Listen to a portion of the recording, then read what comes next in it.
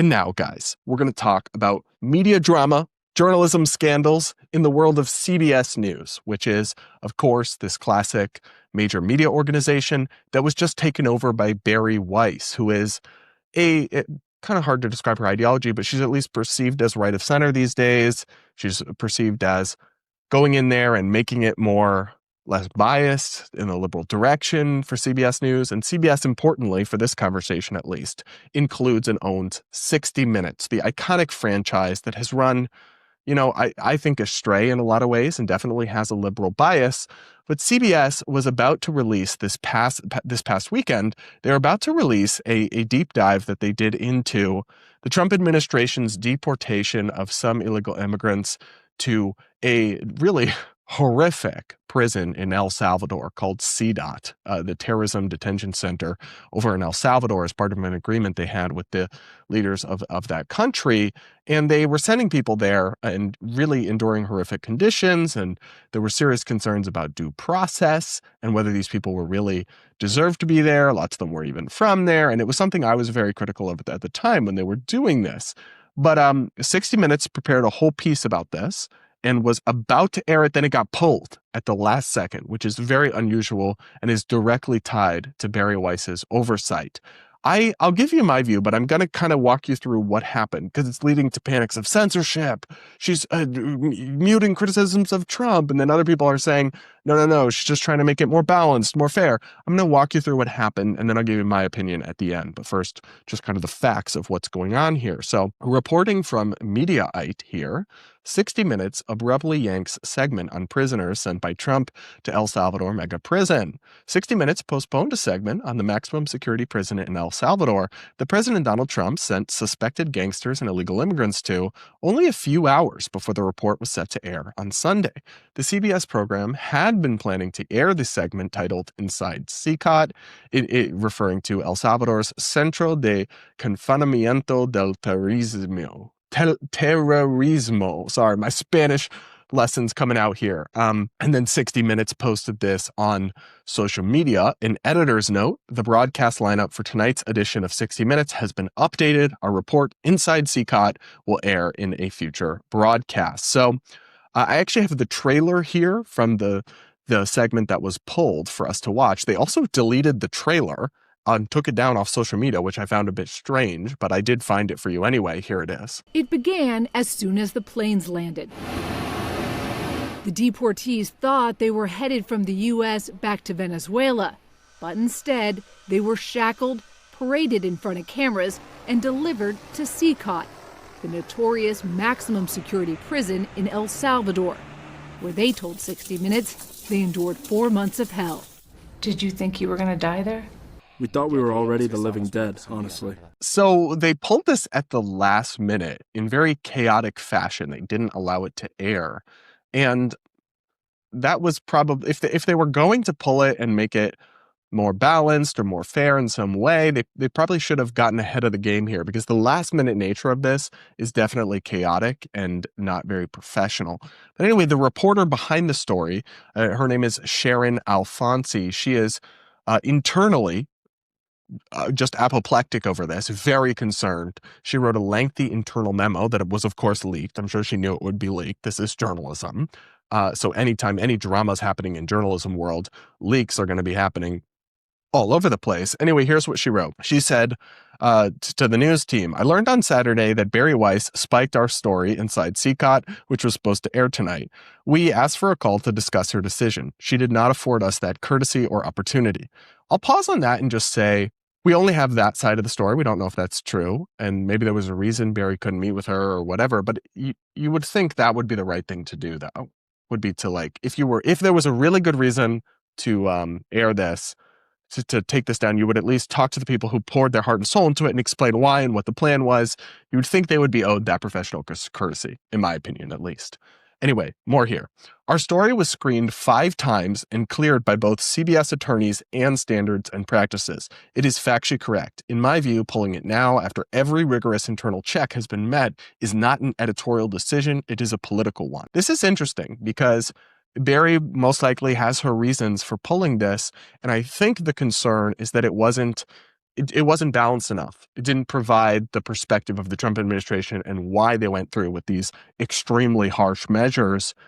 But if it's a true story and they were given the opportunity to comment and just chose not to, which is what the reporter says happened, then that's kind of the Trump administration's fault that their side doesn't get represented. Because what Sharon says here is, quote, we've requested responses to questions and or interviews with the Department of Homeland Security, the White House, and the State Department. Government silence is a statement, not a veto. Their refusal to be interviewed is a tactical maneuver designed to kill the story.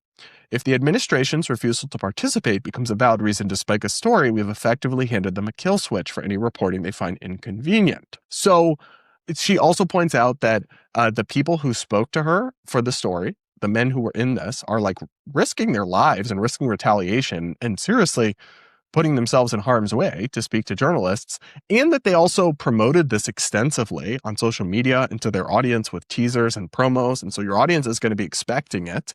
So the whole thing is kind of a calamity. Bari's side of it is here. She says in a statement given to the journalist Yashar Ali, "My job is to make sure that all stories we publish are the best they can be. Holding stories that aren't ready for whatever reason, that they lack sufficient context, say, or that they are missing critical voices, happens every day in every newsroom. I look forward to airing this important piece when it's ready." So that kind of gives you an idea of what's happening with this story. It was pulled at the last minute in this chaotic fashion.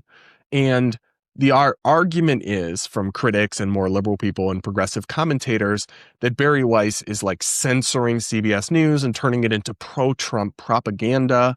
Now, what's interesting about that is Bari Weiss, while she's sympathetic to the Trump administration, Bari Weiss is, of course, the founder and owner of the Free Press that she sold, which is an independent publication. She's not a blind Trump supporter. She published and hosted and discussed very many forms of criticism of Trump in the Free Press. And so I don't think it's true that she would seek to suppress just any criticism of Trump and that her vision for CBS News is one where you must be pro-Trump all the time. And I feel like that is the way that many progressive commentators are discussing this story. I just, knowing Bari and her work, really don't find that to be realistic or believable, that she would seek to turn it into some kind of propaganda network that's pro-Trump. I just don't believe that. The Free Press wasn't like that. The Free Press had discourse and criticism of Trump with some regularity. Now, maybe not as much as some people think is warranted, maybe not on certain issues where Bari is very strongly held, like in her support for Israel and for like a hawkish foreign policy. Maybe there wasn't enough debate or discourse there. I don't know. But what I don't believe is that she's just taking over CBS and squashing all dissent of Trump. What she likely wanted was some sort of balance to this story, because this story was, I suspect, just going to be a documentary on how horrible it was. And listen, I really disagree with the policy of sending immigrants to a foreign prison, illegal immigrants. Just deport them back to their country, or at least, if they are these serious criminals, charge them with a crime and imprison them. Don't send them to some third-party country, right? They're not El Salvador. Send them there and then pay that government to imprison them in a center that's meant to detain terrorists with no trial or charges, and they'll suffer this horrific treatment. It's all very unnecessary and excessive to me. But I think if they were going to publish this one-sided story, just telling you how horrible it was, and there wasn't going to be any context included in that story, this is all just my speculation, right? But about why they were doing that, or like, what's the Trump administration side of the case? Because they asked for interviews and they refused to talk to them. So how can you provide that without that? It doesn't really make much sense. But Bari wants to restore balance, so she's trying to maybe add that in and then release the story. And so that's what I'll say.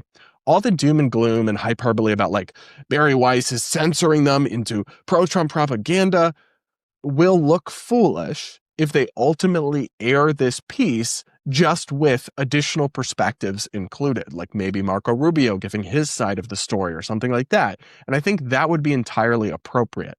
However, the way this was done still does seem very chaotic and unprofessional to me, and I can totally understand why those reporters that worked on this story would be so livid and so frustrated about this happening so close to it airing like this. And The whole thing's a bit of a mess, honestly, and I doubt it was handled perfectly. But if what CBS says is true, and it will air in just, a couple weeks or even months with more stuff added to it, then I don't think that's necessarily a bad thing, even if it was implemented poorly and chaotically in some ways. That's my take on this saga, but you guys will have to let me know what you think. What do you think of Bari Weiss taking over CBS News more broadly? I'm kind of in a wait and see mode on that one, to wait and see what she does with it before I draw super harsh conclusions one way or the other. But I am excited to see mainstream media shaken up a little bit, because for so long it really was dominated by the same bias and in-group, out-group mentality. And something needed to be changed, because obviously the media was losing the trust of the public. That's my take on it, but y'all have to let me know what you think in the comments and all of that.